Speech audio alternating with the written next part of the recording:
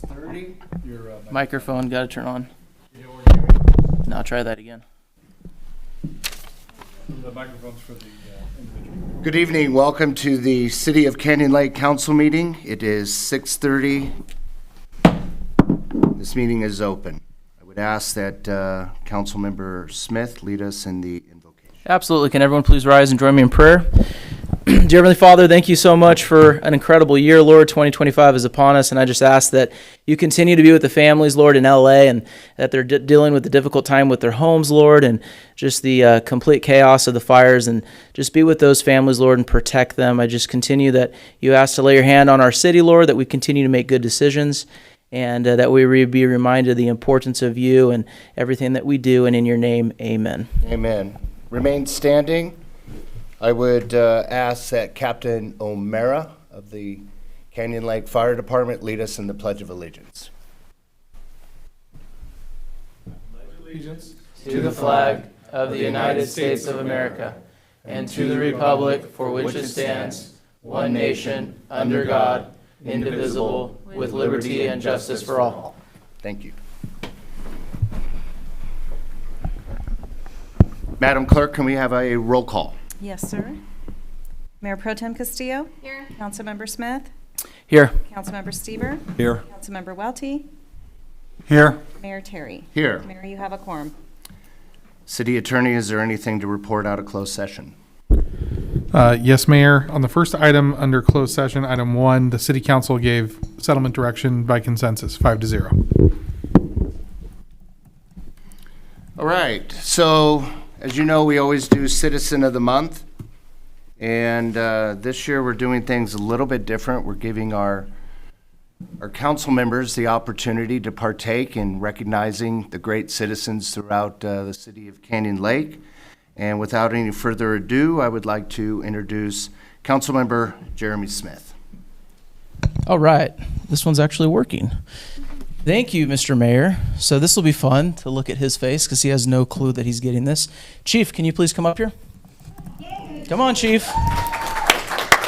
Pretenders, everyone. He's like, this is not supposed to happen. Look at his face. This is great. Everyone stare at him. We are so grateful to have a chief and his wife that is committed as these fine folks are. And the reason why he's getting our Citizen of the Month is because, as most of you know, we had a huge power outage here in Canyon Lake. I think, was it 60 to 70% different sections throughout the city was impacted by our power loss. Well, the station unfortunately suffered that issue, and the chief, without any hesitation at all, called his wife and said, is it okay if we please have these guys come stay with us and we continue operation as usual? That's the difference in having our own chief. That he did not have to do that. That was completely from his heart to open up his home, his family, to be able to have them come and stay and continue operations as normal in Canyon Lake. And if you don't know, so now you do. We are so blessed to have a chief like that and have a team like that. Wouldn't you agree, gentlemen, to have our Canyon Lake Fire Department? So this month we're honoring our chief as our Citizen of the Month, but more importantly, we're also going to honor his wife. So can you please come up here? Because this fine lady, not just because she opened up her home, but this gal came to us when we were doing the turkey drive. Is that right? That is correct. With over 30 turkeys in the back of a truck, I believe. And that's complete dedication. So this is a true powerhouse couple. And I know my wife and I look up to the two of you, but thank you for being Canyon Lake strong. And thank you for continuing to invest in our community, not just because you're our chief, but because you love this place. So with that, I'm going to present a certificate to you, Chief, and of course your beautiful wife. Can I please have the entire council come up here and take a photo with us? Absolutely.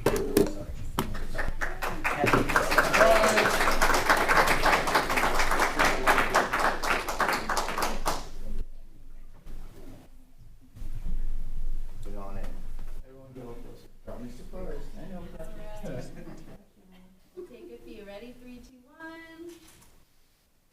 Everybody say station 2.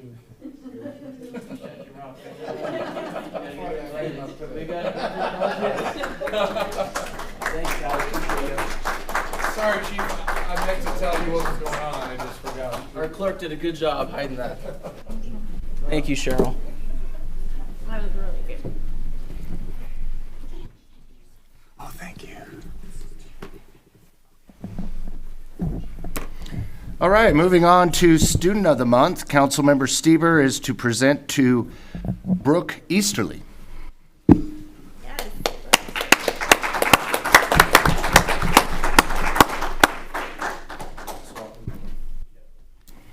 Oh, green button, hold it down.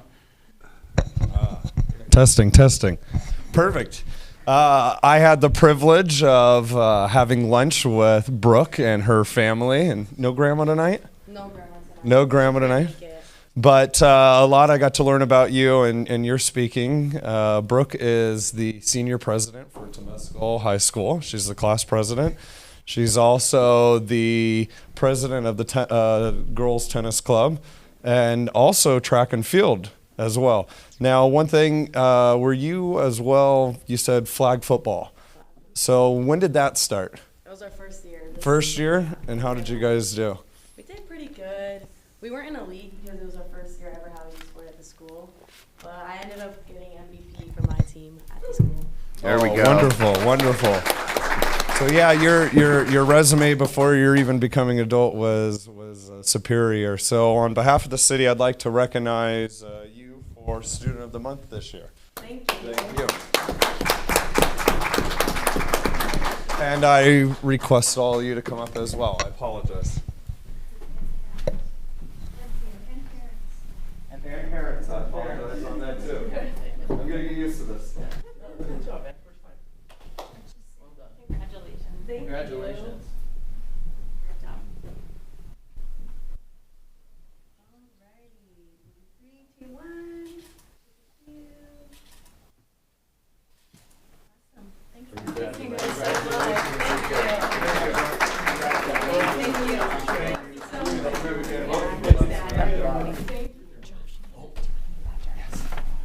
We also have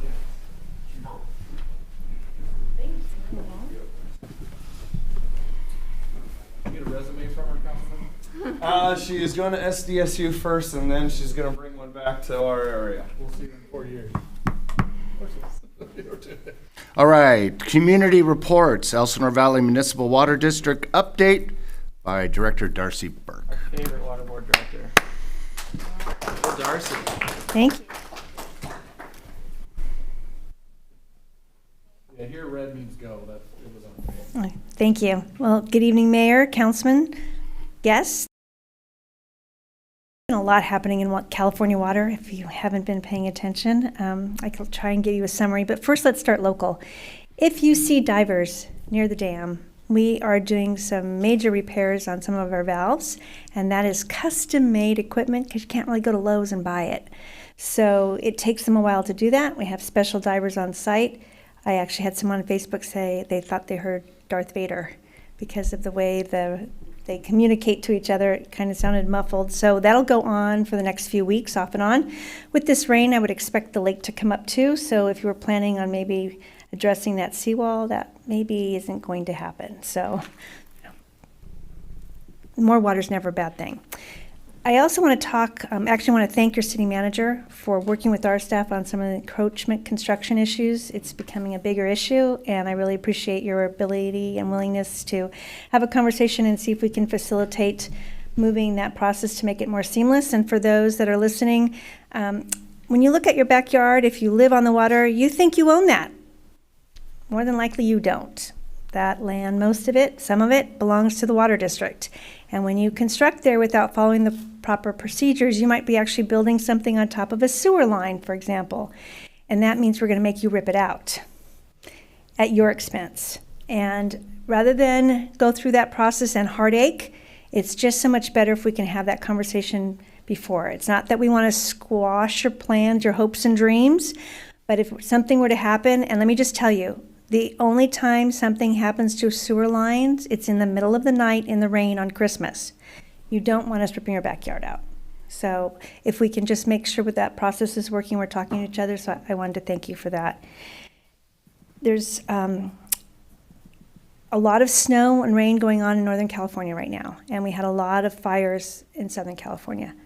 Water systems are not designed to handle a wildfire. That's not what they're designed to do. They are designed for fire pressure for one single family home in a neighborhood. And that's been the standard. Now, whether that standard changes or we address that, that's a different thing. But when you have something like we had in the Palisades or in the foothills near Glendale or Pasadena or that whole area, or even Brentwood, there is just no way any water system can possibly keep up with that. When you add electric vehicles into those garages, you can kiss it goodbye. There is no way we could have enough water ever to do that. And everybody says, well, let's just get the salt water. And there was some salt water, some ocean drops. The impacts to that also have ramifications. And I'll give you an example. Where that fire happens, they have a very good groundwater basin. Salt actually seeps into the groundwater, and you now contaminated your groundwater basin. The same water that comes out of the tap comes out of the hydrant. That means it has to meet all public health goals, all the treatment, everything has to, it's the same water. It's not a dual system. Again, that's something we may talk about in the future, but it's so expensive that you have to be really cognizant. Safe drinking water is there for public health and safety. So we're going to have to find a balance, because to do something to plummet to that level and keep it that way, it's just not affordable. But that brings me to the dueling executive orders between our president and our governor. And when people misspeak about how the system works, that's shame on us, because we didn't educate them about how it works. And in California, it's very complicated. And I'll give you an example. If you've ever been to the Sacramento Bay Delta, there's two sets of pumps. One belongs to the federal projects, which would be our president, and one belongs to the state, which would be our governor. Today, 320,000 acre feet of water went underneath the Golden Gate Bridge. That's about half of a Diamond Valley Lake. Yeah. Just today. This federal pumps were on at 100%. The state pumps were on at 11%. So all that water that we could have captured is gone. But we have no place to put it. Canyon Lake is pretty full. Diamond Valley Lake is full. Skinner is full. Matthews is full. They're full. We've been saving for rain, for a sunny day for the last 3 years. You cannot capture rain like this and put it in the groundwater. It's just doesn't work that way. You have to slow it down. You have to let it percolate, and we have no place to put it. We've not built a reservoir since Diamond Valley Lake in the 90s, and that was my godfather. In the state, we have not built one since 1972. So we're a little overdue. So all this water and all the talk is just talk. If the governor's executive order was really in play, those state water pumps would be pumping at 100%. And Metropolitan has actually made some deals in the Central Valley to store it in the groundwater. Again, we would find a way, percolation ponds, I won't get technical, to slow it down and keep it. But right now we have no place to put it.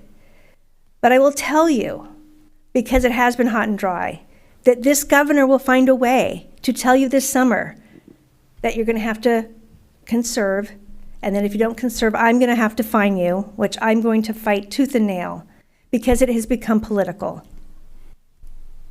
So I would ask you that if you have a question about what's real, to call me. I promise you I will answer you and I will get back to you. There are ways we could do this better, and I'm hoping that calmer heads prevail and they really want to work to solve a problem. And that reservoir that was empty in LA, it was empty because it didn't meet standard public health standards. Bottom line. Was it a priority to get it fixed? I can't speak to that. But they took it offline because that water delivers water to the taps in Pacific Palisades, not just hydrants. So it's not always as easy as it seems. Happy to answer any questions. Yeah, I have a question. So when we're building in our backyard, right, we're on the water, Oh, you're on the water, okay. okay? And generally, if I'm building in my backyard, some permit would come into play, Should. like if it's a pool. Oh, many Right. permits should come into Right. play. The first place I would go would be to the city building department, correct? No. No? It would be to you? POA. POA, okay. Does the POA have this map that shows what's your area and what is the It residence does, area. but they don't get to make that decision. So Okay. the POA's process is you come, and if you are on the water, you need to send your plans to us, which they take care of. And by Got the it. way, let me just tell you, we don't charge to review your plans. That's, at least not yet. That's something that we felt very strongly through this process. So the plans are supposed to come to us. And that would be a deterrent where people don't submit because they don't want to pay the fee, correct? In other words, you're Right, I'm making trying it to as avoid- easy as right, possible. I'm trying to make it as easy as possible. Right. So you go to the POA, they give you all the paperwork, you fill it out, you submit plans. We actually like some pictures too of what you might be planning, and then they send that to our staff. Our staff reviews that and says yes or no. That can be a pool, that could be Retaining wall? it could be even like an archway or a patio cover, Right. or it could be anything. And so if they are approved, it comes back, and then they go and pull permits with the city. Is there a breakdown there? That appears somebody that- would it go through that appear- entire process and still It appears build on there, your property? it appears there has been some breakdowns, yes, that we may have been left out of the process. Okay. And that's what we're trying to work on, so that you know what to look for to make sure we signed off on it. And so that we just eliminate that. Because all that happens, I've already dealt with a few of these already since we came up with this agreement as part of our settlement. And no one's happy when I have to tell them, you have to take it down. I would agree. Any other questions? Yeah, Mr. Mayor, I have a question. Thanks for hanging out with me last week. I appreciate it. We did coffee, Yes, we did. and it was a good time. We had some good community members. I know there's been a lot of conversation in regards to the new executive orders, especially ones that took place in regards to releasing water. Can you clarify a little bit? Because some of the conversations have been, the farmers are pissed because the wrong pipes were turned on, or the water flow was, so all that. Would you mind kind of clearing that up and letting people know what's actually going on? It would be my pleasure. Okay, so California doesn't have code-on pipes or valves that work that way. The Army Corps of Engineers released water, Yep. which would be they released it from a dam, from a reservoir or lake, however you want to put that. And through that process, it would be like an aqueduct or open. It was released to what we call the federal project, again, federal and state. It was not the ideal time, obviously, to release it because this is when you're getting ready to plant. However, that side of the valley, that would be more of your east side of the Central Valley, is desperate for water for groundwater charges. They don't get it. So I haven't met anybody yet that's upset. Good. And I'm in the Central Valley, as you know, regularly, often, and frequently. I think they would have liked to be able to plan better so they would know which basin they wanted to put it in, but they certainly weren't going to turn it away. And again, their pumps are at 100% right now. Right. Ours are at 11. Big difference. Big difference. Thank you, Darcy. You're welcome. Any other questions? Thank you, Darcy. Thank you for your time.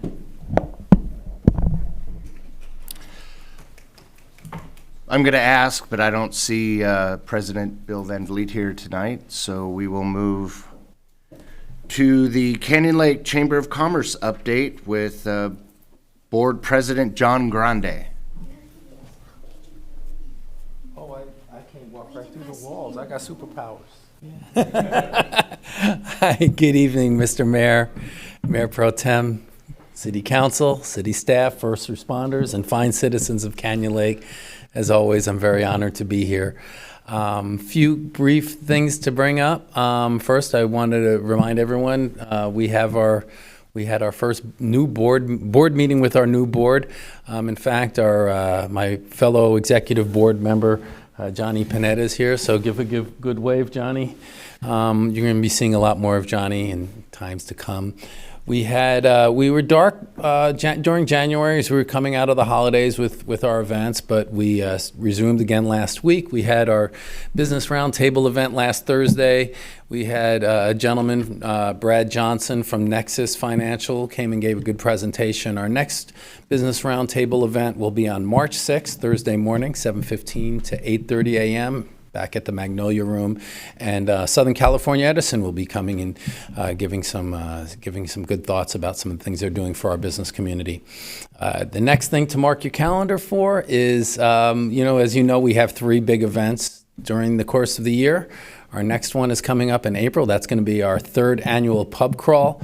So those of you who've attended those in the past, we've always had a lot of fun doing that. We're always looking for designated drivers to cart people around in the golf carts. I, for one, stay sober that day myself, just so I can contribute in that means. But it's a great way to expose, our establishments here in the community.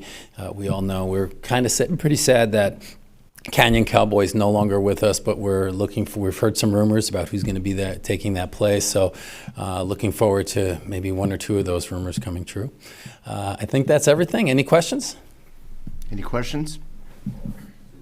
Oh, it's always good to see you guys. Have a good night. Thank you, John. Thank you. Public safety updates. City of Canyon Lake Code Enforcement, Ruby Wenzano. Good evening, Mayor Pro Tem, council members, and reporting for the month of January. We had 4 building construction violations, 2 MPDS violations, water runoffs from construction sites. We had 7 unauthorized motorized vehicles, 1 illegal dumping, and we're working on getting all that cleared out of there. We issued 6 verbal warnings and 1 citation. We had 3 abandoned or wrecked violations, 1 parking violation in the town center, 1 zoning violation, unprohibited sign, 4 junk trash debris on public view. No short-term rentals were found for the month of January. And then down to our residential rental registrations, we have a total of 347 registered, 355 have renewed, 17 are still pending renewal. We have found 8 new unregistered properties. Out of the 8, 5 have complied, and we're still trying to work on the 3. 6 inspections were conducted, 17 self-certifications were completed. And business license, we had 6 new commercial business registrations, 2 new home occupations, 7 new out of city, and 137 renewals completed so far. And that is all I have for you. Any questions? No questions for code, Mr. Mayor. Does anyone have any questions? Okay. Just real quick for our Madam Clerk, in regards to community reports, have we heard from our new trustee over at Lake Elsinore Unified? Just a request, if you don't mind, reaching out and seeing if they want to continue to be put on the agenda, if they want for updates or not. I believe that when we had the articulation meeting, Yeah. that they said that they did want, that they did want to participate, and I know that the new trustee does live in Canyon Lake, Perfect. so, but he's not on the articulation committee, so I don't know if that, I think just reaching out simply just to say, do you want this placeholder or not? Just so we can know if we're going to be getting updates or not. Thank you for that, Councilman Castillo. I was wondering about that, so. Yeah. Just had a quick comment on code enforcement. I got an email the other day from a resident who basically said they heard shots being fired on the BLM. I advised them to dial 911.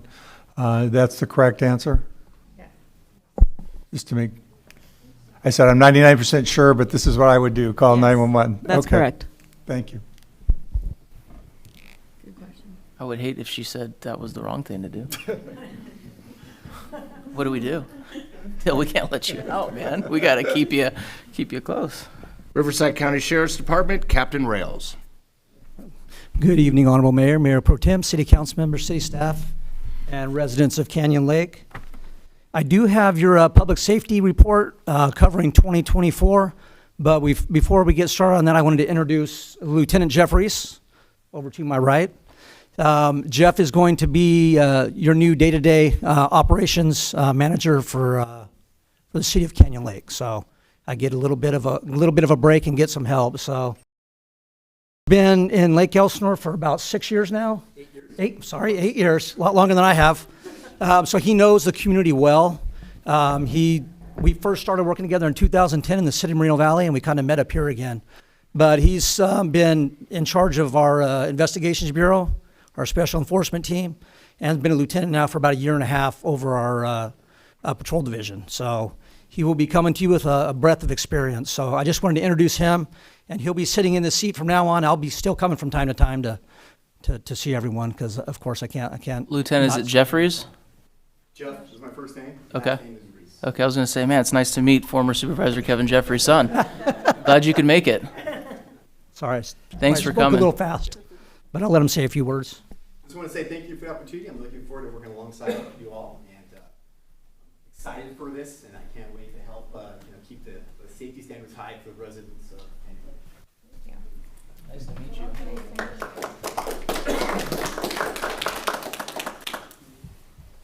All right, we'll get started then with our all of our stats covering 2024.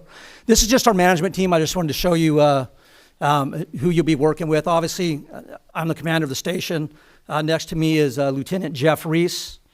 Next to him is Lieutenant Clark. Clark is over the city of Lake Elsinore and also has some other auxiliary duties. Next to him is Lieutenant Will Edwards, who you know well. He's in charge of our Investigations Bureau and our Special Enforcement Team. And then we have Lieutenant Johnson, Lieutenant Hernandez, and Lieutenant Ayala down at the bottom, who are your patrol operations lieutenants.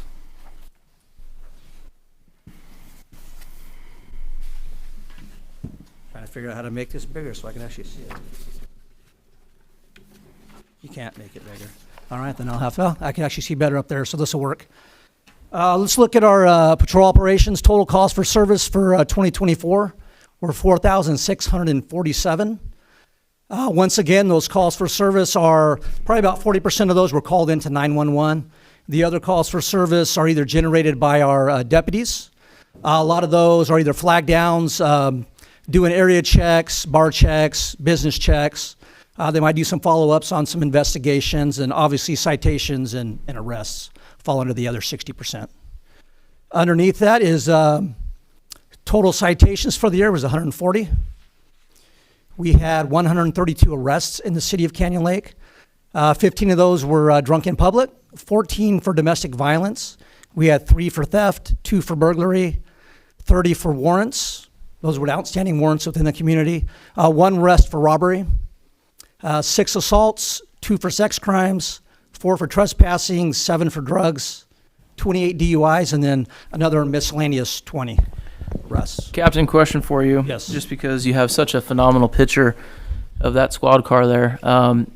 Is it always been, is there ever, in your bigger contract cities like Temecula or Moreno Valley, just to name a couple, do they have their cars personalized, or is it just like this one right here? No, every car within the, every patrol unit within the sheriff's department looks the same. Okay, did they ever have them personalized per Yes. city? Prior to 2019, I believe, each city had their own emblem on each patrol unit. That's why I remember that. Yeah. Okay. But the cost became quite a bit, so when Sheriff Bianco came in, he switched it back Well, to. and I think it just simplifies things too when you're in other jurisdictions, and now you got a Canyon Lake car in Paris, or Moreno Valley car in Paris. That makes sense. Like Yeah, we see with we fire. do we do allow the motors Okay, within those cities because the cities actually pay for the motors. got it. They do have the city logo on the Got it. Thank you for that. above the badge.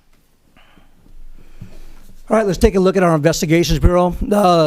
You have pretty much one investigator that's assigned to the city of Canyon Lake that investigates all of the calls for service that need additional follow-up. You had 24 cases assigned.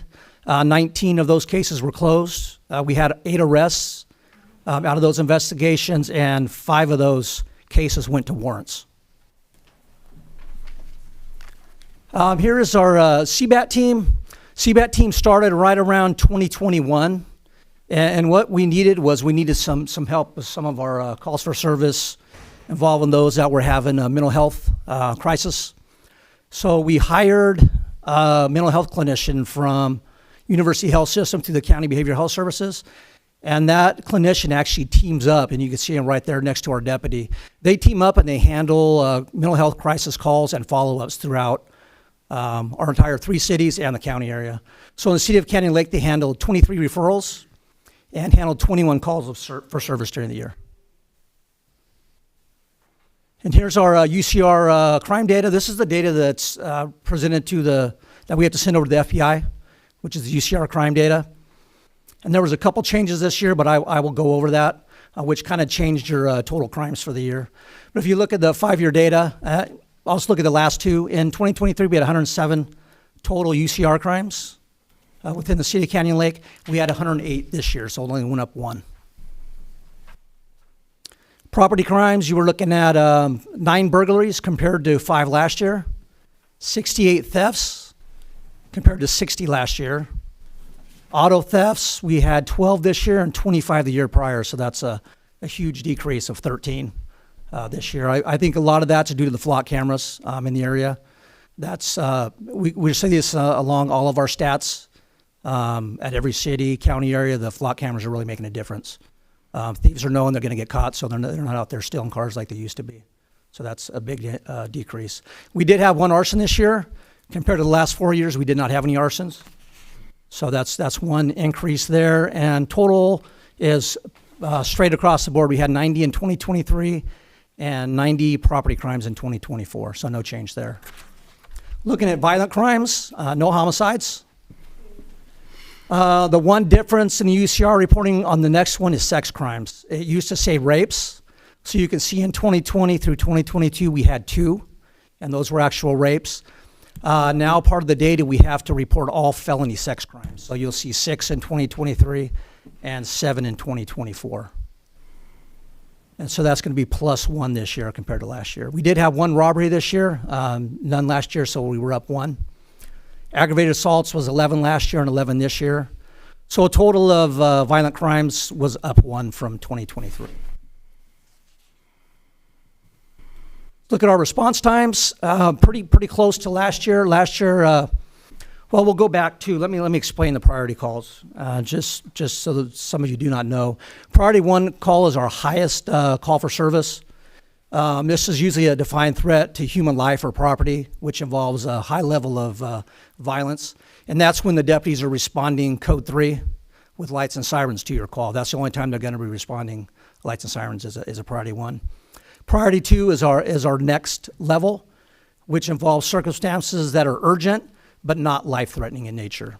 And then priority 3s and 4s involve most of your past crimes where there's no suspect present and they're mostly past calls for service that need a report and an investigation.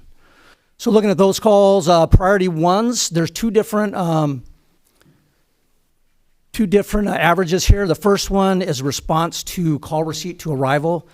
That one is when you call into 911, dispatch receives the call, the clock starts right then.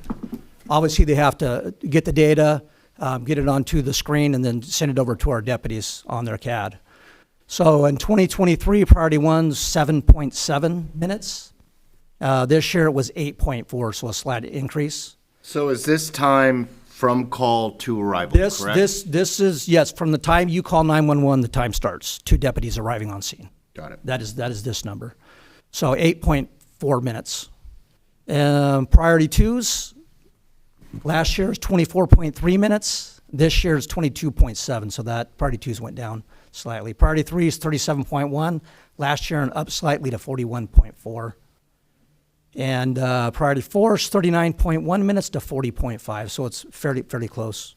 The ones we really look at for measurement is your priority 1s, obviously, because there's possibly of life loss, so we have to get to those as quickly as possible. If you look at the average response time at the bottom, that is dispatch to arrival. So that's the time that the deputy receives the call to arriving on scene. So priority 1s in 2023 was 6.6 minutes. This year was 6.8. Priority 2s 13.05 to 12.4 minutes, so it was slightly down. Priority 3s 13.6, and it went up to 15.7 for priority 3s. And priority 4s 16 minutes to priority 4s on 2024 was 15.1 minutes. I know we talked about this once before, but could you give me an example of a priority 2 call? Priority 2 call would probably, one would be an alarm, or maybe a family disturbance where there's an argument going on, but there's no one screaming in the background, no one saying, I need police here now. That would be a priority 2, things of that nature. Just a little less than a priority 1. And a lot of times those calls will change. We might be responding to a priority 2 and something happens to where we need to upgrade to a priority 1. A lot of times we'll be responding priority 1 and they find out that it's not as bad as they thought and they'll reduce us to a priority 2. You may not know the answer to this, and that's okay, but 22 minutes, let's say, on a priority 2 response, 12 minutes from the time that the deputy receives the call and arrives on scene. Is that on average countywide?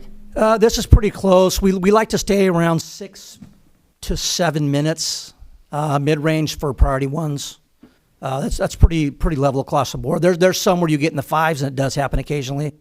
But there's always that one outlier call where the deputy's on another call and it takes a while, or we have to respond another deputy Right. from Lake Elsinore if the Canyon Lake deputy's stuck on a And scene. on average with the priority 2 calls as well?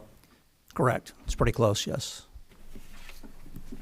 Because in the priority 2s, they're responding, stopping at stop signs, stopping at stop lights. So it takes a little longer to get to those Got it. calls.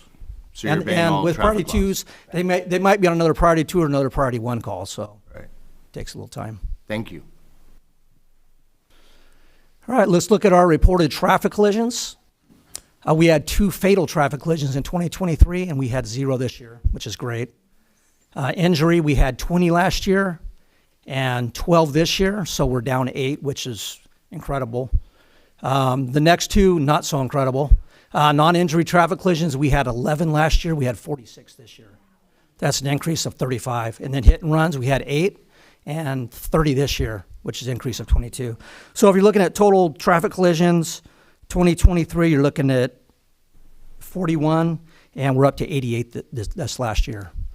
I looked at where most of those are occurring. It increased a little bit along Railroad Canyon, but it's mostly inside the gate. And a lot of those are parked vehicles. You've got vehicles hitting vehicles, you have golf carts hitting vehicles, bicycles hitting vehicles.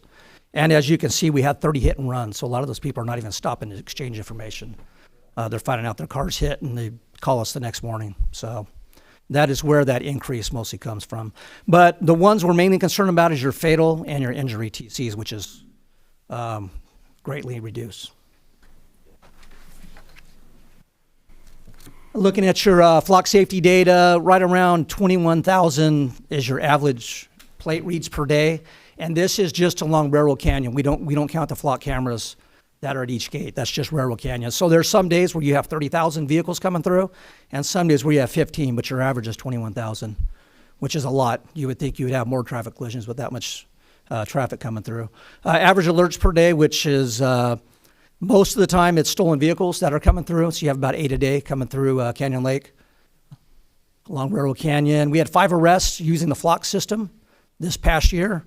And investigations use the flock system 12 times to solve crimes. And this is just showing you community outreach. This is something we're going to be working on more this year. We've greatly increased our community outreach and our community services division at the station. So hopefully you'll be seeing us at more events. This was the pumpkin bash that we were out at and brought our volunteers, a deputy, a couple CSOs, and a couple of our explorers out. And on that, this is just a picture of one of the DUI checkpoints we have here in Canyon Lake, and just our contact information below. If you have any questions, I would be happy to answer them. Any questions, council? I have one. Hang on. Captain, appreciate everything. Curious, the one arsonist, and it's been a while. Structural? That was a vehicle. Vehicle. Yes. Thank you.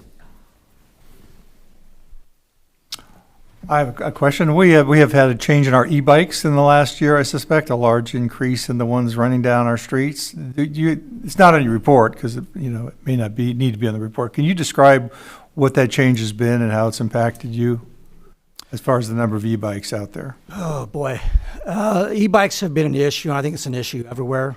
Our great concern is e-bikes outside of the community because there's not a lot we can do inside the POA, inside the gates. But we have had incidents where kids are doing takeovers on Railroad Canyon, coming up from Lake Elsinore, coming through the gates.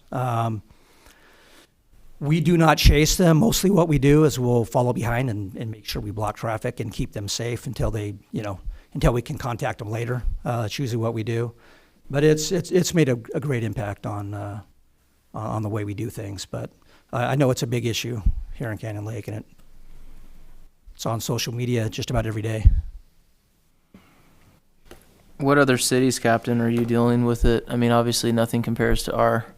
Lake Elsinore has a problem. I know Menifee has a big problem. It's just a lot of our contracts. Yeah. So it's just a fad right now. Yeah. With the e-bikes, and we've been towing quite a few, mostly in the city of Lake Elsinore, and a few close to Canyon Lake up here in Canyon Hills. Most of the ones we're towing because the kids don't realize that if they do not have pedals, Right. and they just have pegs, that's a motorcycle. So that's illegal on the roadway. We're actually towing those, contacting parents, and they've got to pay to have it taken out, as well as their child getting a ticket. So Is there a lot of pursuits going on? regarding 'Cause you mentioned that, you know, deputies aren't chasing these guys or gals in these bikes. So is there a lot of fleeing when you light them up or anything like that? not too often on the e-bikes, no. Okay. We will find that with motorcycles. Yeah. And our pursuit policy is pretty strict with chasing motorcycles, even though we do sometimes. Got it. But e-bikes, not normally. Okay. Lieutenant, it was nice to meet you. Appreciate you coming, man. Good to meet you, Lieutenant, and thank you, Captain Rails. You're welcome. Now, on behalf of the City of Canyon Lake Fire Department, Chief Latendress. Push really hard, Chief. Punch it, it'll help too.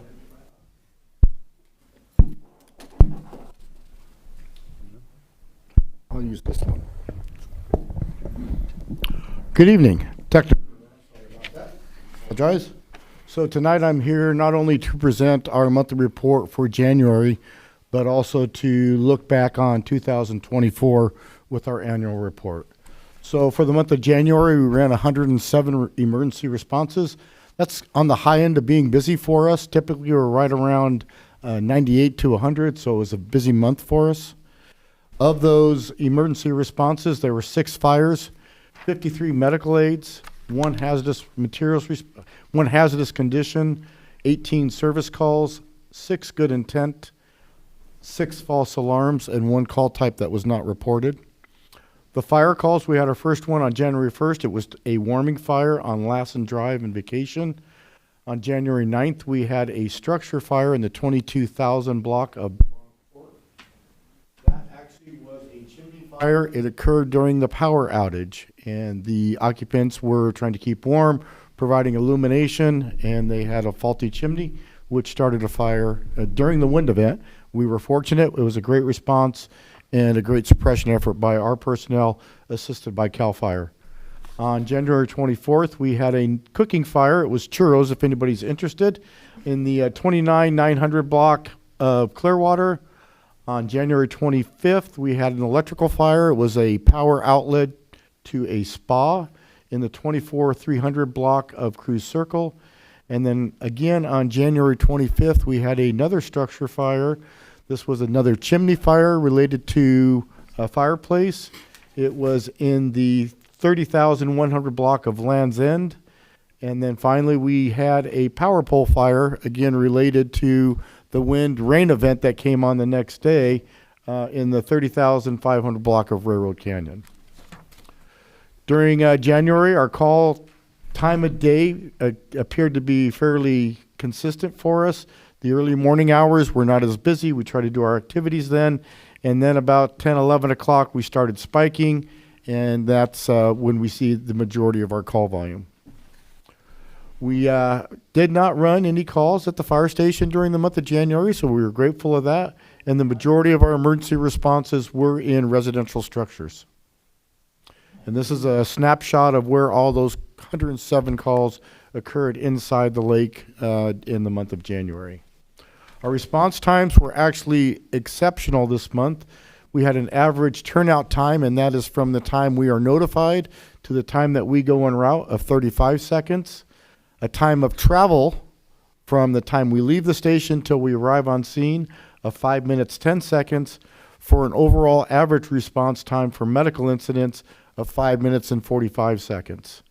While that's important, we like to see how we're doing, not just 50% of the time, but 90% of the time. How are we performing? 90% of the time, our turnout time is 1 minute. 90% of the time, our travel time is 7 minutes and 8 seconds. And 90% of the time, our total response time is 8 minutes and 47 seconds. During the month of January, we responded to 7 incidents outside the city of Canyon Lake. 4 were in the Lake Elsinore zip code, 2 were in Menifee, and then there was none in Good Hope. And there was one, obviously, we'll talk about a little bit later on in Los Angeles County. This year, there's been a total of, the 7 incidents of the 4 in Lake Elsinore, 2 in Menifee, 0 in Good Hope, and 1 in Los Angeles County. And then this is just a map. When you look at the map where the physical locations are, you'll see that it's a little bit different. In the proper city of Lake Elsinore, there were 2. In the Meadowbrook area, there were 2. And then in Menifee, there were 2 incidents. Conversely, Riverside County CAL FIRE responded a total of 13 times into the city during the month of, that should be January. We also had assistance from the Corona Fire Department and the Murrieta Fire and Rescue Department on our 2 structure fires during the month of January. Our training hours in January, we had 177.02 hours.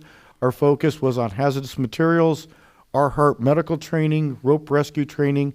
We have a new tool called Tablet Command, and we were doing training on that. Simulations on commercial fires. We did hose poles and drop-off points. We have a new staffing program that we're training on, and then finally some forcible entry training.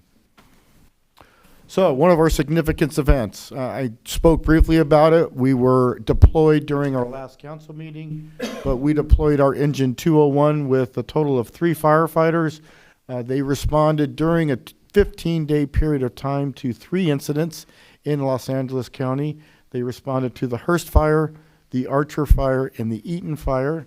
They responded as part of a strike team, which consisted of 5 engines, including Canyon Lake, Idlewild, March Air Reserve Base, Cathedral City, and Murrieta. A strike team has a leader, and the city of Cathedral City sent that leader. Again, while they weren't doing a lot of the heroic action out there by the time they got up there, the main fire front had passed through, but the work they did was still incredibly valuable.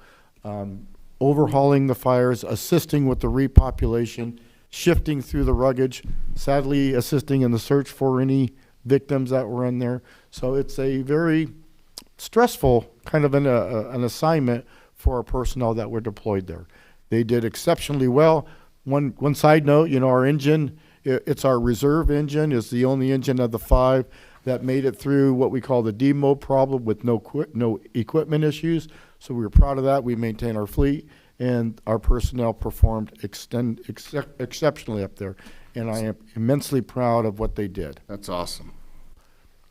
The 2 chimney fires, another significant event. And so, in 2024, we had several chimney fires as well. Working with the sheriff sergeant that was on scene, we talked about the occurrence of these, and we tried to, again, provide some education out there to our public. We did a public safety post on our social media. It was shared with the city site. So we're trying to get that word and be a little bit proactive out there to encourage our residents to maintain and keep their chimneys clean and have them properly serviced. Quick reminder, next weekend we have our CERT training. We'll be here at this room. It will be the 21st, 22nd, and 23rd.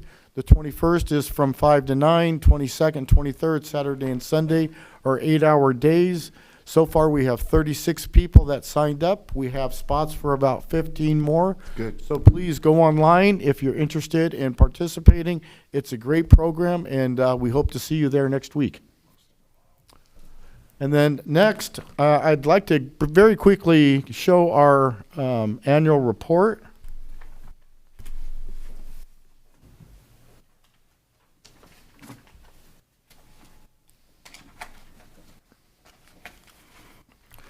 So for 2024, this is just kind of a culmination of our monthly reports. We recognize our city council and our city staff, because without them, we would not be able to do what we do. There's a message from your fire chief. We go over our mission, our vision, and our core values. If you hear us talk about pride a lot, it's because we really preach it. It's professionalism, respect, integrity, dependability, and excellence, and it's what we talk about each and every day. It has our organizational part, our organizational chart. All of our firefighters are included in the org chart, our fire fleet. If you look at our emergency responses, we're right on for what we've done the last 3 years. We're right around that 1,110 to 1,112 emergency responses. We had 782 emergency responses for medical, 43 fires last year, 200 other incidents, and 87 service calls. And as you look at the bar charts, they're almost identical every year. So we're fairly consistent in the type of calls that we're going on. Our response time, if you look at the 3 years we've been in existence, again, I like to point out what we're doing 90% of the time. Our first year, our 90% turnout time was 1:59. In 2024, it was 1:31. So that's the one time we really can control. We work on it. We send out monthly report or weekly reports to our guys on how they're doing, and it makes a difference. We're committed to training so that we're prepared when the 911 calls come in, that we're there and ready to be able to respond. We have a page dedicated to our Firefighters Association. We believe they are our partners. They are part of the community as well, and we work extremely well with them. We've talked about our commitment to automatic and mutual aid. We responded last year a total of 144 times. We had assistance coming in 87 times. So we're doing our part. We're a participant and we're a partner out there in the county system. Looking back on 2024, some of our major accomplishments, we implemented a commercial inspection program. We implemented a department staffing program. We implemented a grant-funded battery recycling program. We completed additional ARPA funds at the fire station. If you were to come by right now, we're still working on a kitchen remodel project. We were awarded an Office of Traffic Safety grant for extrication equipment. We revamped the Disaster Preparedness Committee into a CERT program. We participated in several strike teams, including the Mountain Incident in Ventura County and the Airport Incident in Orange and Riverside County. All personnel completed emergency vehicle operator course, and we implemented a medication drop-off program. I dropped off 2 huge trash bags yesterday to the Sheriff's Department. That program is being well received. Today we dropped off about 300 pounds of batteries. That program is being extremely well received in the community. We had our 2024 Firefighter and Reserve of the Year. These are picked by the people, not by the chiefs. Chico Sanchez was our firefighter, and James Sanchez was our reserve, and James is now a full-time firefighter paramedic with us. And so again, we're out there at every community event. We're part of the community, and we're glad to be looked that way. We started our CERT program, and you'll be able to find this annual report.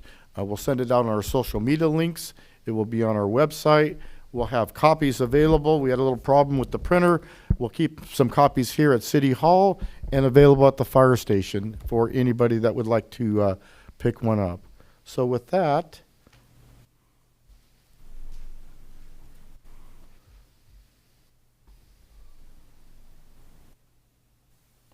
that concludes my report for January, and I'm available for any questions you might have. Mr. Citizen of the Month, I have a couple questions. It's okay with the mayor. Awesome report. Awesome job to you and the guys and gal. We have such a great team here. Did we send our Type 6 to LA? We did not send our Type 6. When we send our Type 1, essentially 2/3 of our department is working every day. And so a couple people there, that only leaves 3 people that are off in our department. Everybody else is working. Okay. We did send our Type 1 out on out on one strike team in 2024. Okay. I know that there was a lot of, information traveling very fast during the LA fires. One of the things that was brought up that I thought was interesting, and I don't even know if you know the answer to this or not, but I guess the state of Oregon sent some 20 engines and they were turned around. Do you know if that's a rumor or if that's true? Or that was not correct information. Did you hear anyone being turned away? We did not hear of any. We heard those initially when they were Yeah. occurring. It was social media, but it was.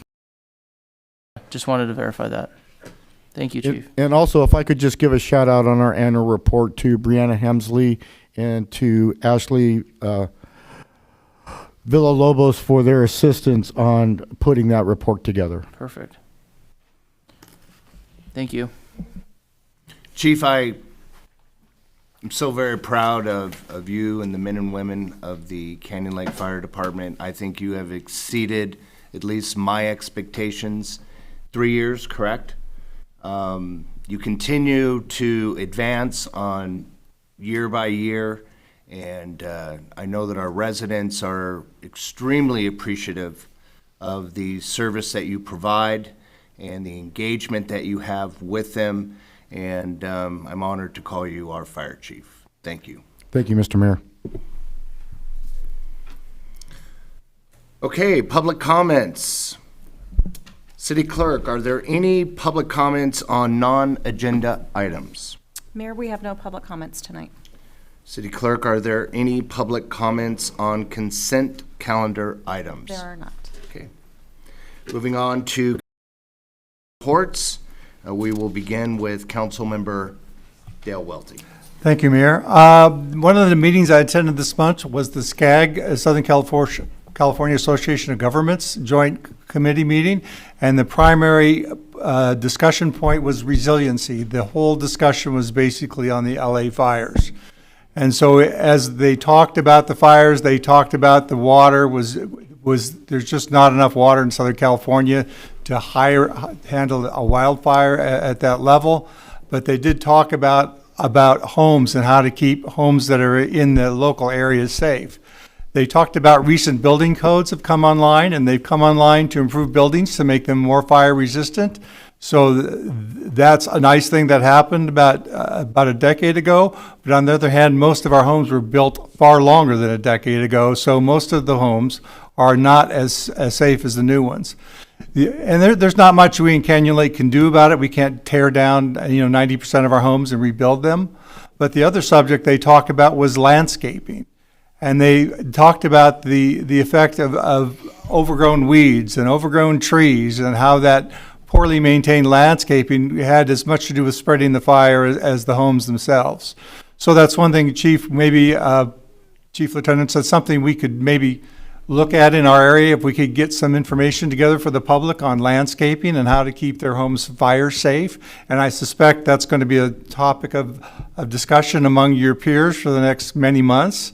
But I think it would be helpful for us as a community to say, these trees are not good, and keep these trees trimmed, because they say that contributed a lot to the fire. And even if their homes were fire safe, there was a lot of basically ash storms that basically would go in through the vents in people's attics, and the embers would land inside the roofs, and they would get the home started on fire. So now they talked about how do you seal those up, and that's a whole nother subject. But I think that the low-lying fruit for our community is to deal with landscaping issues. And Chief, you have your light on. Would you like to? I was just getting ready to answer if you wanted me to address that at all. Yes, that would be great. I think what you're going to see, the State Fire Marshal, CAL FIRE, is going to be releasing very soon what they call their new fire hazard severity maps. They're saying that the maps are going to double from the previous maps. What those maps identify as high and very high fire hazard severity zones. And if you build or remodel a home in those areas, you fall under new rigid building and fire code requirements.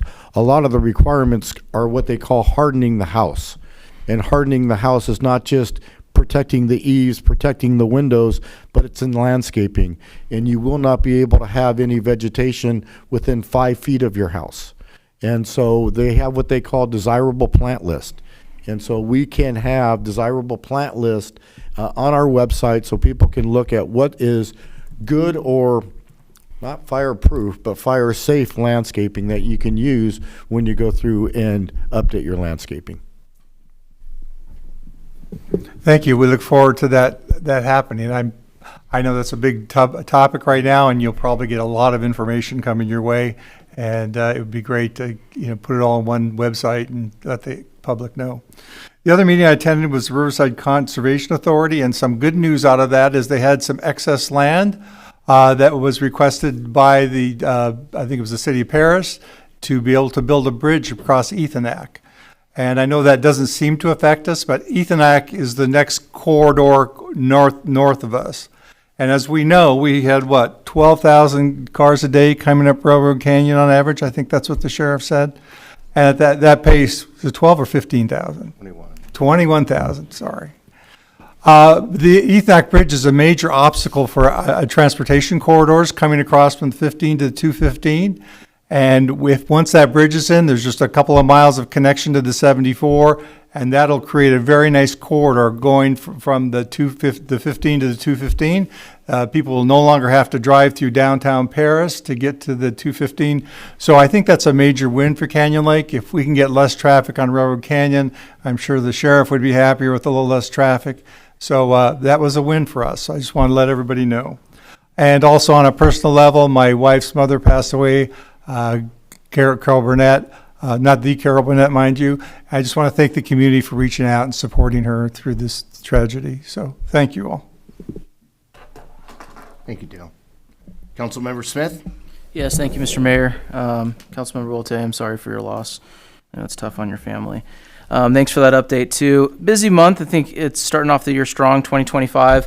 Had the opportunity, as I mentioned earlier, to have a coffee with Darcy, and we had the president over from MSJC. It was a pretty awesome update on what's going on with the coalition, also with looking at possibly raising money to make a four-year university in Southwest Riverside County, which is just phenomenal. And hearing the sheer amount of students that are involved in MSJC was staggering to me. I think we're up to 32 to 34,000 students that are going through MSJC. So when you consider that one high school graduates 1,000 in their senior class, it's a pretty incredible number of how many people are attending that program. So that was really exciting news.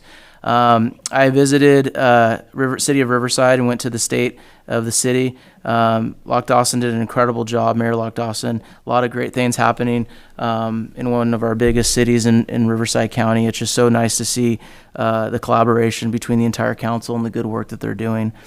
Had an interesting meeting with the POA and Councilwoman Casey Castillo. Just want to let the community members know that this council, at least for myself and Casey on the Public Safety Ad Hoc Committee, are taking the e-bike conversation seriously, and we're at least reaching out and trying to be of service and help with the POA. So I think that was a very good meeting, very needed. A shout out to our general manager and our president, Bill Van Vliet, and also board member Jeff Bill, because they were in attendance and they had some good ideas. And of course, Aaron, phenomenal job. So I just want to thank everyone, and Ruby and Chief for being there. It was really important that we had this conversation. It shows that we're doing stuff. Couple committees that I serve on. Thank you for the update on SCAG, Dale. I appreciate that. RCTC, we have our upcoming workshop coming up, and it's going to be in Temecula this year. It's at the end of this month. It's actually next week. And the reason why I bring this up to the group is because this is where we start to look at future projects for the upcoming year regionally. We look at where we're going to start spending some of the funds that we receive. We look at projects that we're currently working on, whether it's the 215, the 15 freeway, different off-ramps.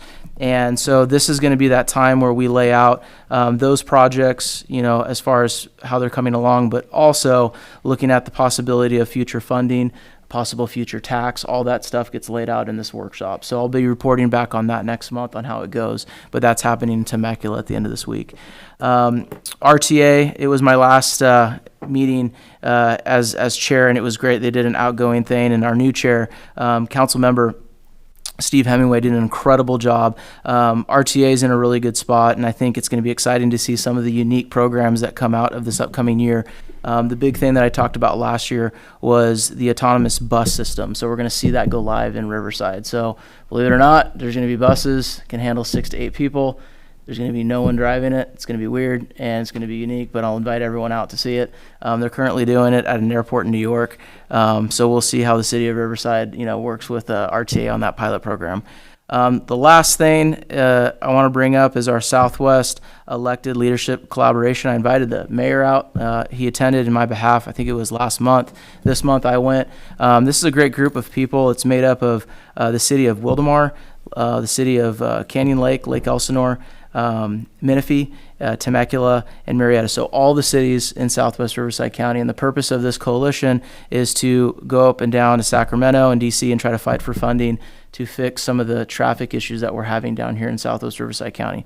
So good updates on that. Right now we're trying to plan our trip to Sacramento to go up and meet with our legislators to let them know the needs and wants of what we need down here in Southwest Riverside County. So with that, a lot going on. Thanks for the time, Mr. Mayor. Councilmember Stieber. Thank you, Mr. Mayor. January was my first full month being on this council, and I stayed busy the entire time. I've actually got to do 2 of the LEUSD authentications. Unfortunately, at the beginning of January, when I attended that, high school student Joshua Strange, who was supposed to join us tonight, we had to reschedule him due to CFI conflicts. Yesterday, I attended again, and that's where I got to meet Brooke and her family, and what a wonderful program. I think I told you the city manager, I know your favorite restaurant, Sizzler, and Sally, she's here in her backyard and she owns all of them. So great program that she's been doing with Lake Elsinore Chamber of Commerce and even the school district for the past 32 years, almost just as old as I am. So I've attended a few of those meetings, and they've been great so far. And I didn't even know there was GPAs out there that these kids are aiming for, and they're getting. It's amazing to hear 4.5, 4.8s, and again, these resumes before they're adults. Next, a couple weeks ago, I attended with Mayor Terry. We attended at the Cal City's New Mayors and Council Members Institute. Great event as always. Got to take my harassment prevention classes and get a lot of those through. But really the number one thing, and I think you got out of this, is just the diverse group of people coming to the table with the same resources, solutions, but also challenges that our little city's facing. A lot of times, Mayor Terry and I, we actually sat more in a better conversation around table before or after a meal than listening for hours and hours to, no offense, but lawyers talk at that. But I do believe, we got a lot out of that, and we even developed some new relationships that some of the ideas you've been working on the last few years, you might be navigate you in a little more of a direction. So got to be a part of that. Absolutely. Our subcommittee, community engagement, we discussed all the different events throughout the year that the city wants to be in. I know those will tabled and will be coming back, but we do believe there's some good changes that you'll be seeing, and we hope to support from the council on that. I got 2 more. Also through Cal Cities, League of California Cities, through Riverside County. I was brought in under the Revenue and Taxation Policy Committee. A couple weeks ago, I got to attend my first meeting while I was already up in Sacramento. They will be quarterly, and they're going to be bouncing around.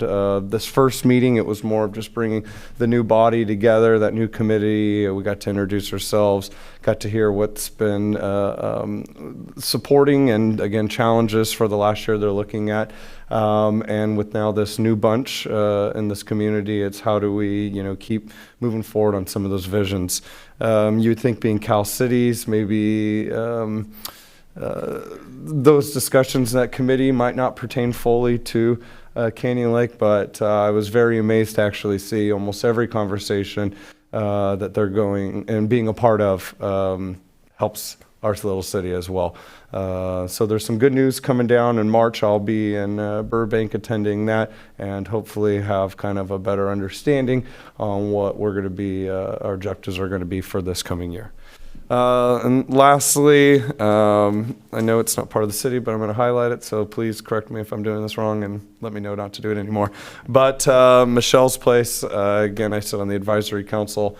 One of our biggest events coming up, it happens to be here in Canyon Lake. That's our Luminari event.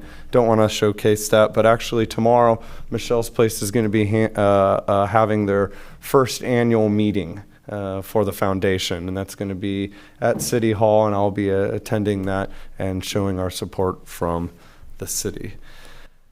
I think And on that- March 9th, that'll be here in Canyon Lake, correct? and that will be here on March Right. 9th, Canyon Lake. Down by Holiday Harbor. Holiday Harbor. It's daylight savings, so you'll get that extra sunshine, and everyone will be more excited to come out. It's a great event, and I encourage all of our residents to attend. Thank you. Appreciate it. Mayor Pro Tem Castillo. Thank you. I don't have too much to discuss because I think a lot of the things have already been touched on by my colleagues. We did have a really good meeting with the POA last night, as Councilmember Smith mentioned. The collaboration is going really well. It was a really good discussion, but I think what kind of made me most impressed with the group was the willingness to not say this is your responsibility or this is our responsibility, but this is our joint community issue. And so I think going forward, I'm looking to the future and working with the POA in a very strong fashion. I thought that meeting was probably one of the better meetings that we have had in recent times, just because the willingness to work hand in hand was very evident to me. So I just, that's me being grateful to those members who came to the table last night. We've had the articulation committee meeting with Lake Elsinore. What I am impressed about with the Lake Elsinore School District is their willingness to seek out information from the city of Canyon Lake on how to improve what they're offering to the students of that school district. So if any of the residents do have messages, we obviously have not had a trustee come here in this meeting, but they are really receptive. So I do encourage everyone to reach out to them or reach out to myself or Josh, because we are able to convey those messages to the articulation committee if there's anything that Canyon Lakers need specifically from the school district. And like Josh mentioned, we have some new ideas on the horizon for our events. I think the Canyon Lake community is going to be very receptive to those. And while there will be some changes, I think, they are going to be beneficial to the community as a whole, especially with conflicts that arise as a result of the various different entities putting on events. We don't want to step on toes. We want everyone to succeed. And I think going forward in 2025, it's going to be really exciting. So that's it. Well, kudos to our council. You guys are busy, and that's what you're here to do, and I'm very appreciative of all the hard work that you guys have put in this month. Thank you very, very much. In regards to WRCOG, I'm going to kind of make this personal. Each year, WRCOG makes appointments to various committees outside of our own agency. And in this case, it would be the SCAG policy committees. And it's our administration and finance committee that does the nominating process and provides recommendations to the executive committee for ultimate approval. And the appointment for the following representative to be listed as SCAG policy committees. You will serve on that term from January 1st, 2025, ending December 31st, 2026. And I would like to say congratulations to Councilmember Dale Welty, who was successfully appointed to the Energy and Environment Policy Committee. It's a big deal. I mean, these aren't necessarily you raise your hand, you volunteer, and you get to serve. The committee makes a recommendation, and then we as a body make that final vote, and I'm proud of you, bud. You've done a lot of hard work in our regional committees. You're starting to have a greater presence within those councils, and I'm very proud of you. We met last night, right? Was it last night or Monday night that we met with the POA Safety Committee? Well, it was Monday. Monday night. And we met with the POA Safety Committee. Bill Van Vliet, Chief Latendresse was there. City Manager Brown was there, as well as Mike Borja was also there, and it's kind of neat to walk in a room and have all that support.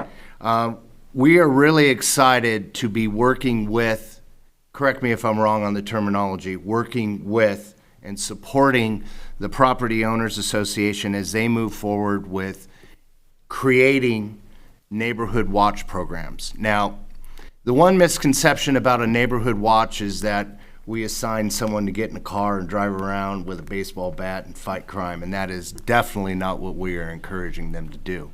But I was very surprised at the amount of information that gets dispersed to your neighbors. The camera program, the difference between a call to the sheriff compared to a call that maybe should go to the Property Owners Association.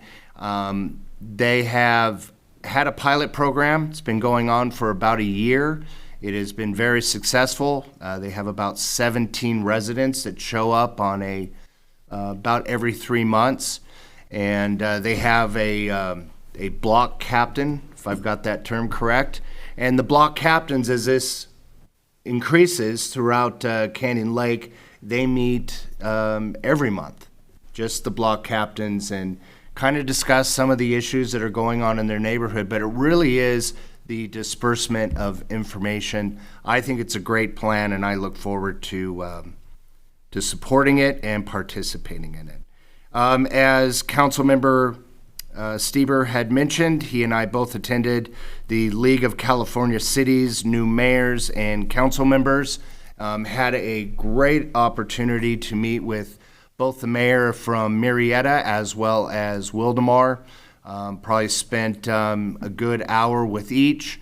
And, it's really neat to not only meet with, it's just a great opportunity to sit down with your neighbors and really discuss some of the issues that we deal with on a regional basis. I thought they were of great substance and feel very comfortable that if we ever needed to reach out to Murrieta, Wildomar, that open communication is definitely available for us. The other thing that I really enjoyed, I brought this up to Councilmember Smith, is on the last day we had a luncheon, and the luncheon was designed that you sat at a table with like populations. So at our table was Fillmore and San Marino, and each have about a population anywhere between 14 and 17,000. And it's just great to actually sit down with a city, a mayor, a council member, in this case, city manager, deputy city manager, and the issues that we deal with on a small city are much different than the issues that larger cities deal with. So we were able to go back and forth, kind of take some of the issues that we experience and get to discuss those directly with like-minded cities, and that's about it. Thank you very much, and again, congratulations to our council. I love hearing that we're out there and doing our job and representing Canyon Lake, and Canyon Lake is now kind of a force to be dealt with, so very appreciative. Okay, moving on to the consent calendar. First of all, I want to ask any of our council members, would they like to pull a consent calendar item? If not, I make a motion that we approve the consent calendar. Do we have a second? I'll second it. City Clerk, could you conduct a roll call? Mayor Pro Tem Castillo? Here, aye. Councilmember Smith? Aye. Councilmember Stieber? Aye. Councilmember Welty? Aye. Mayor Terry? Aye. Motion passes. All right, on to business item number 5. We have a presentation by our city attorney.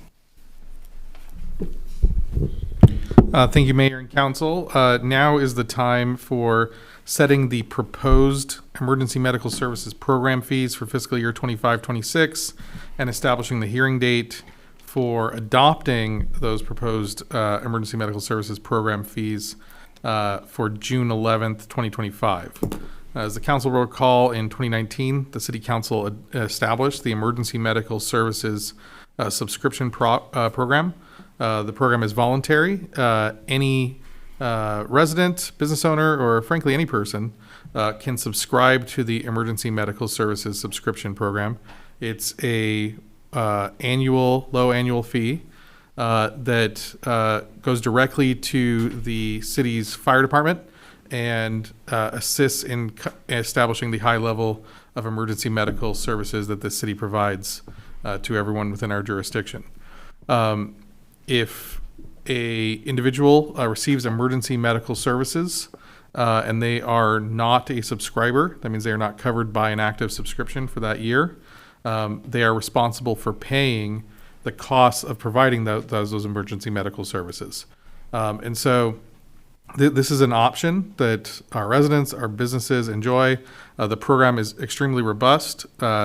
Despite being entirely voluntary, I believe our participation rate still hovers near 90% of the residents for the city of Canyon Lake. As some of you will recall, while the vast majority of our residents enjoy the program, there was one who didn't. And there was a lawsuit early on that was resolved by establishing basically a lengthier notice process to ensure that the program is truly voluntary. So that's why we have this, we're in February right now, and we're establishing a public hearing in June. And so it does require a lot of work, making sure that we are getting notice out. That work is borne by our city clerk's office and other city staff, but well worth the effort to ensure that our residents, our businesses, and any other person who wants to subscribe has that information, has the ability to either opt in to the program if they would like to, or to opt out if they'd like to. My understanding is that the current EMS program fees are set at $309 annually. The EMS response fee, this is per call, is $1,356. Based on a review of the budget for the upcoming fiscal year and our expenses, as we told the community, as we told the council, we would review this and we would not set this on autopilot. We would only be recommending changes if they were justified by costs. Continue to run our fire department and our emergency medical services program, part of that department, in an incredibly efficient manner. The city manager and staff, after reviewing it, are not proposing any increases in the fees for the upcoming fiscal year. So looks like we're keeping those steady. The timeline that we are going to be following, if the council approves of a public hearing on June 11th, 2025, in March of 2025, we will be sending out notice to all of our current subscribers, informing them of the proposed fees, the public hearing, giving them the opt-in, opt-out procedures. If we have residents who have opted out, I believe they also are receiving a notice from the city saying, hey, you opted out, you have the ability to opt back in. If you receive emergency medical services while you're opted out, you're going to be charged this fee. So we want to make sure that everyone has the knowledge so that they can make the decision that's right for them, their family, their business. June 11th, 2025, that's when the public hearing will occur.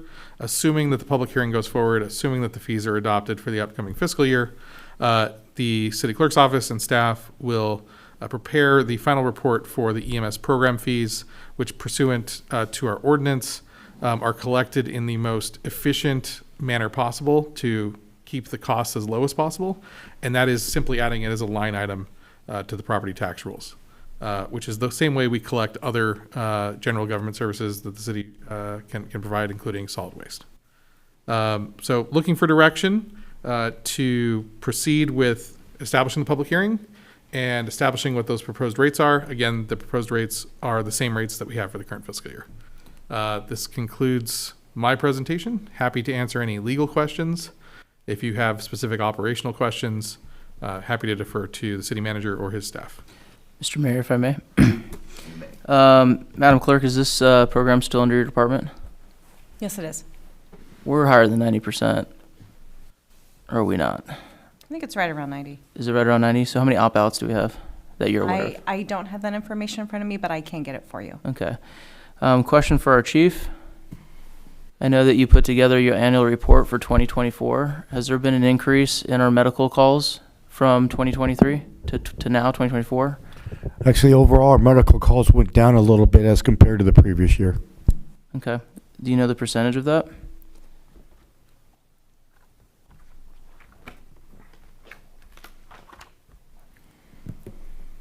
In 2024, we responded to 782 medical calls.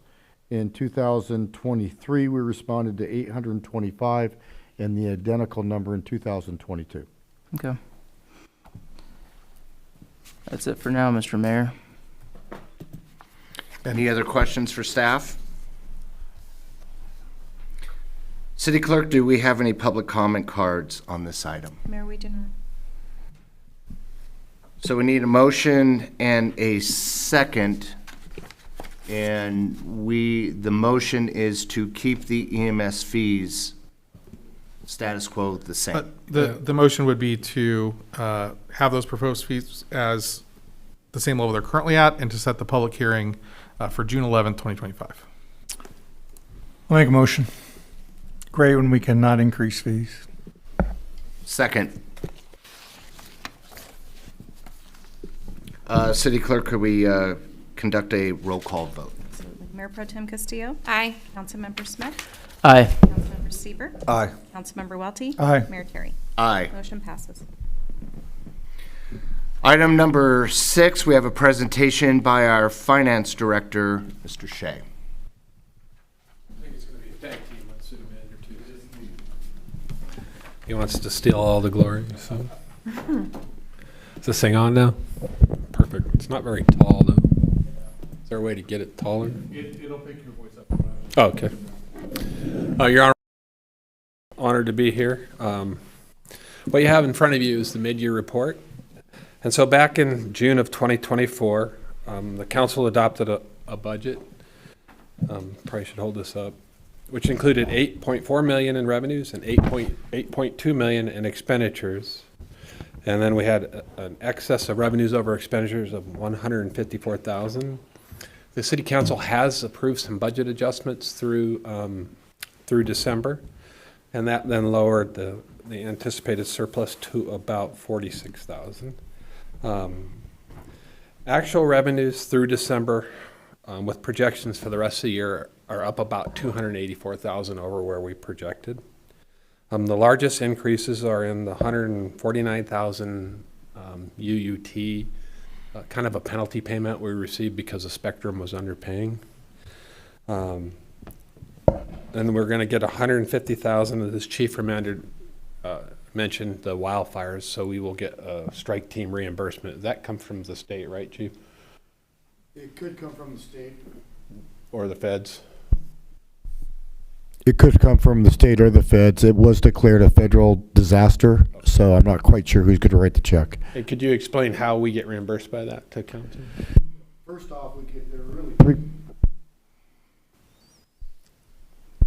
New council chamber? There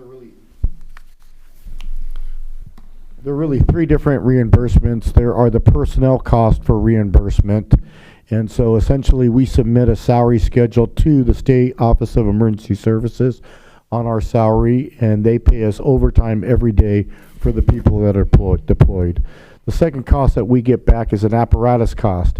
And so our apparatus, we get roughly $700 an hour for 16 hours a day while the vehicle is deployed. And then there's a 10% administrative fee on top of that.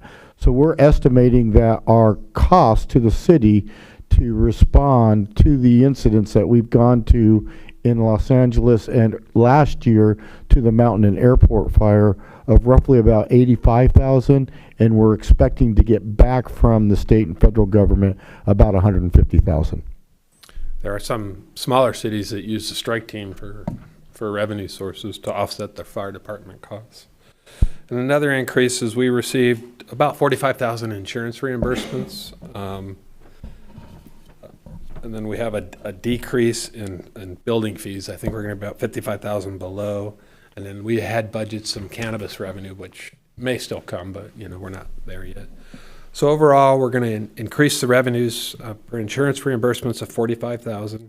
Utility users, the extra money we got, $149,000. And then the strike team reimbursements of $150,000, which leaves us $344,000 in additional revenues. Actual expenditures, which you have in your back pages, you have each department by operations salaries. Expenditures are running right where we thought we would. We're a little over in overtime because of the strike team, but that's going to get reimbursed, and that's what's in that revenue. And I think the next part is the cell phone and the salary and the job descriptions. I think that was the finance director's way of tagging me in. So thank you very much, Mayor Pro Tem, and Council. First, I want to thank each of you for meeting with me individually. For some that may not know, they may think that the mayor and council members come in here once a month and sit at the dais, and I can assure you it is much, much more than that. I am fortunate to spend lots of quality time with each of the council members, and especially when there's something this big, this technical, I want to make sure that I'm able to get everything across to make sure that staff are prepared for any questions that you may have. So thank you again for that. The first thing I'll handle is the cell phone and internet allowance policy. That cell phone and internet allowance policy gives us the ability to reimburse staff members who are using their cell phones for city business and have been for the most part. We are very dependent on their cell phone and being able to communicate with them, be it after hours or sometimes during the day. So this is creating two separate groups to be able to reimburse separate amounts, and it gives the city manager discretion to who to assign that to. The next thing are the salary schedules. The salary schedules, what we're doing is doing similar to what many of the cities around us are doing. Instead of steps for our department heads, we're putting a range in that gives us plenty of leeway in any recruitments, anything that we are doing that specifically pertains to department heads and no longer locks them into individual steps. Then we've got job descriptions. So we've got two individuals that we're proposing to change the titles and the job classifications for those individuals. One of them is our current Administrative Services Director, Mike Borja, who, if you look at the job that I task him with and what he does, he is really our Community Development Director. He is in charge of building and safety. He is in charge of code enforcement. He's in charge of facilities. He's in charge of planning. He's in charge of engineering. He's in charge of IT. The list could go on forever and ever. But if you look at that position within other cities, that is the Community Development Director. So we want to be able to recognize what he's doing and make sure that when he's talking to his peers in other cities, they understand right away what he is doing. And then with our city clerk also handles a lot of the finance liaison, the finance in-house staff, HR, and that's typically your administrative services. So what we're looking to do is change that title to Administrative Services / Clerk. She will continue to hold that dual role. I will say that both of them do an excellent job in these positions. We in the city are very fortunate to have both of them, and this is a way to recognize the job that they are doing individually. Additionally, we are looking to set the fiscal year budget adoption timeline. What you see in front of you is the March 6th budget kickoff meeting. That will be internal with staff. March 17 draft budget will be presented to me. That will be with staff, and Terry will lead that. April 9th will be our preliminary budget presentation. That'll be when we present it to the council. Take that input, anything you may have to change. My hope is that we will bring you a finished budget ready for adoption May 14th. It is my preference to always do May because that gives us June if there are, if for some reason we miss the mark and in April, council tells us what we want to change, we come in with May and we didn't quite hit what you're looking for, it gives us that leeway and prevents us from having special meetings or any of that kind of stuff. We also have a list of the different revenues and expenditures that we're asking to change. The important thing for, I know the Finance and Planning Committee and I know many of the other council members, the question that they will ask is, what is our budgeted revenues over expenditures going to be? And that's the additional expenditures and revenues we're reflecting in here takes our $154,513 not surplus, so Terry doesn't throw things at me, revenues over expenditures, and raises that to $236,493. I'd be happy to go over each one of those items. They are in the staff report. Mayor, if you prefer, I can go over each one, or I can answer any questions with the finance director and department heads. Any questions? No, I don't have any questions. I thought, the presentation, does itself good. I just want to commend once again the hard work of the staff. And, Aaron, I appreciate your vision here. I know for us, it's important that we continue to fund, our surplus and, continue to fund our reserves. And I think that's exactly what we're doing. I'm very appreciative to see that the chief is looking at other options as well when it comes to utilizing his team and services to help others when it comes to being on other fires. So that was pretty cool, Chief. And I hope this is a good program where you can possibly look at this and maybe that Type 6 goes elsewhere if you so see fit.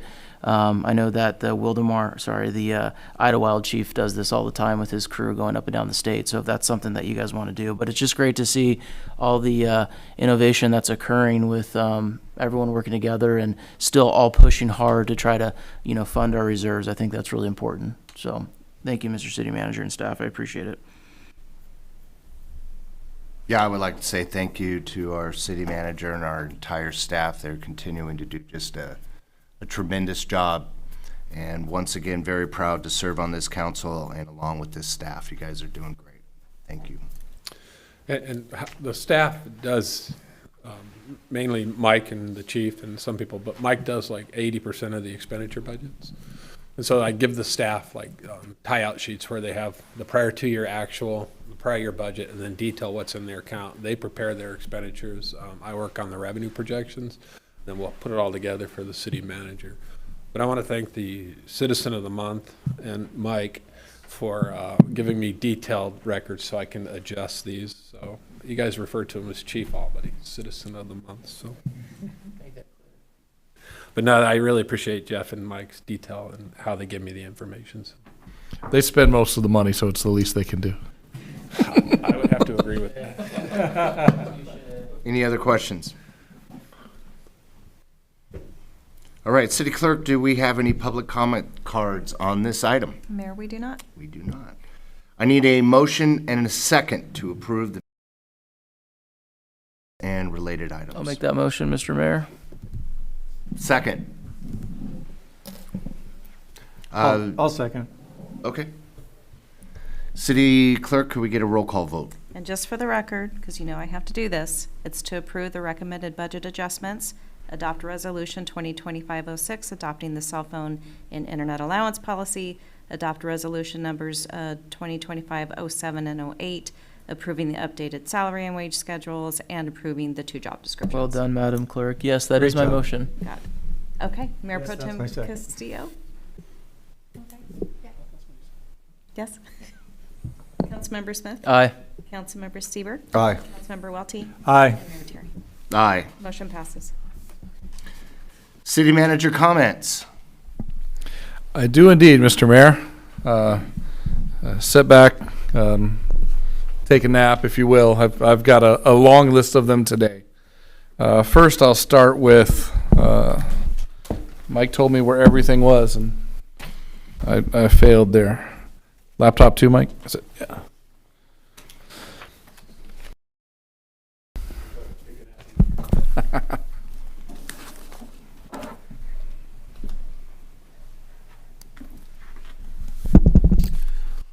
So the first update I have, in speaking to council when I got here, one of the things that council was very clear about is they really wanted to see a little more communication going out, more engagement to the public, letting them know what's going on.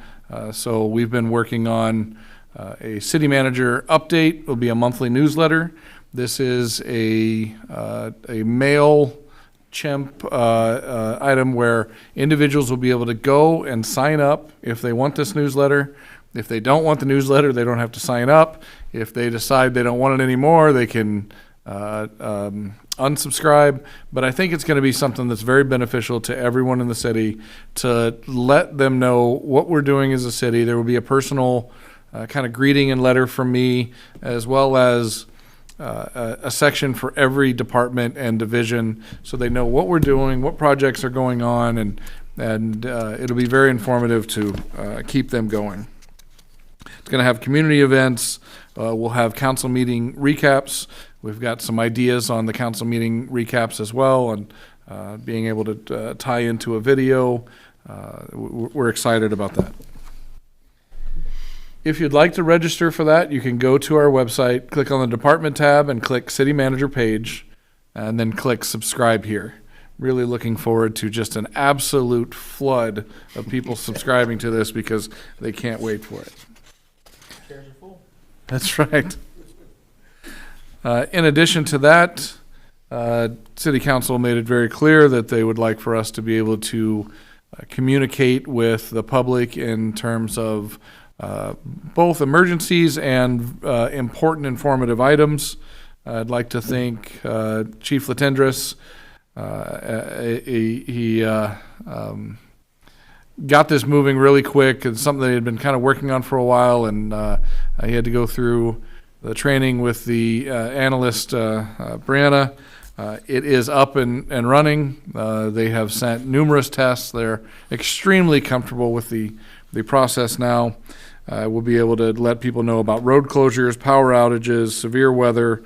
And once again, we encourage everybody to register for that.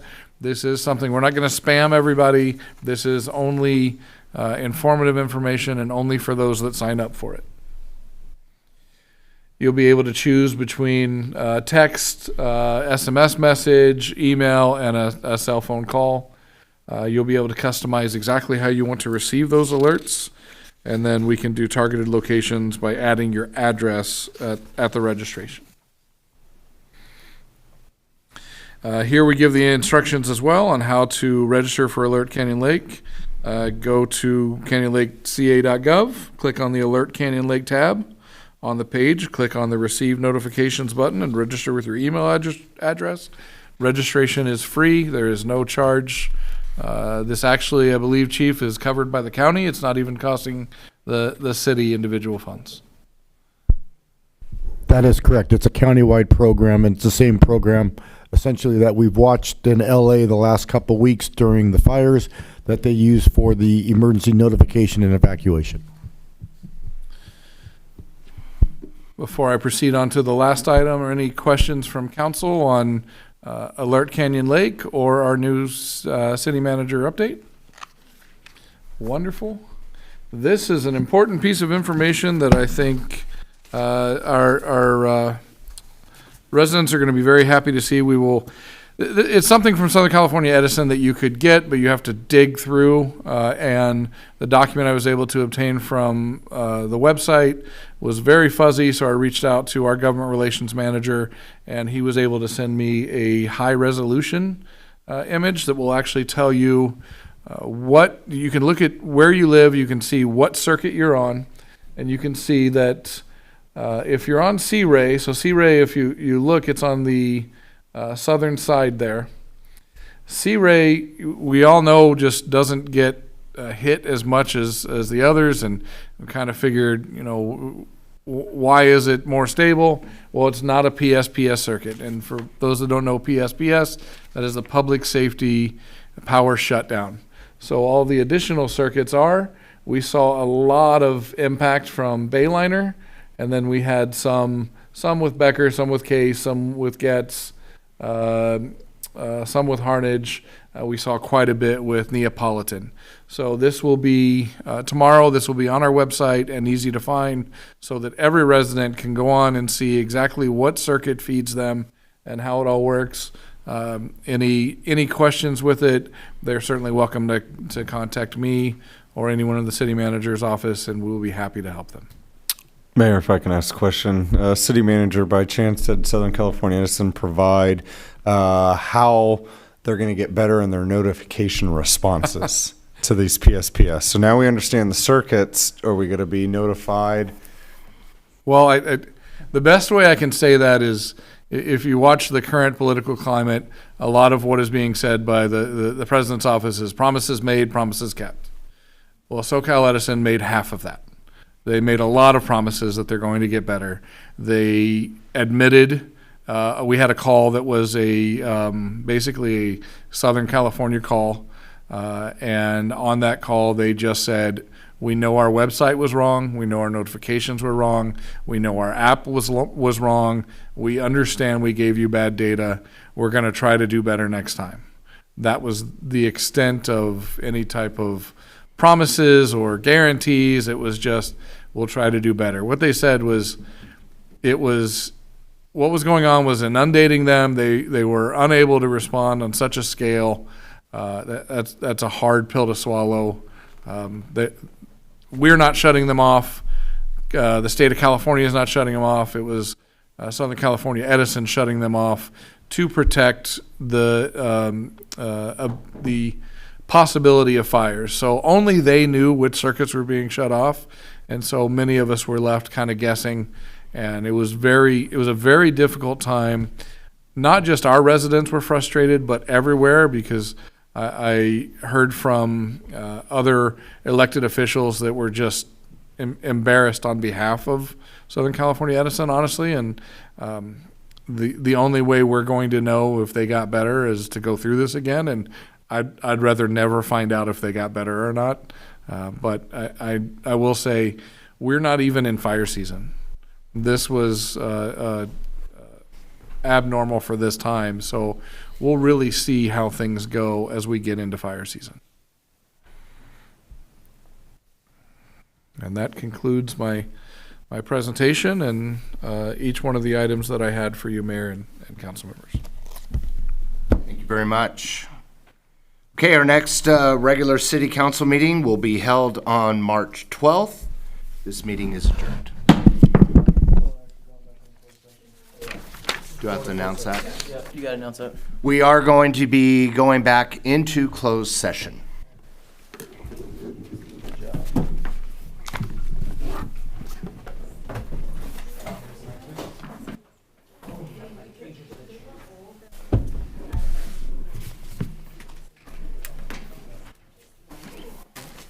The lucky ones get to go home. Who would that be?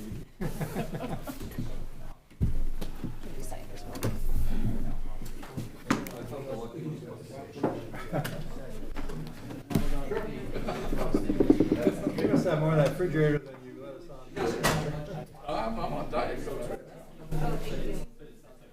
Hey, look at me. I'm taking a picture.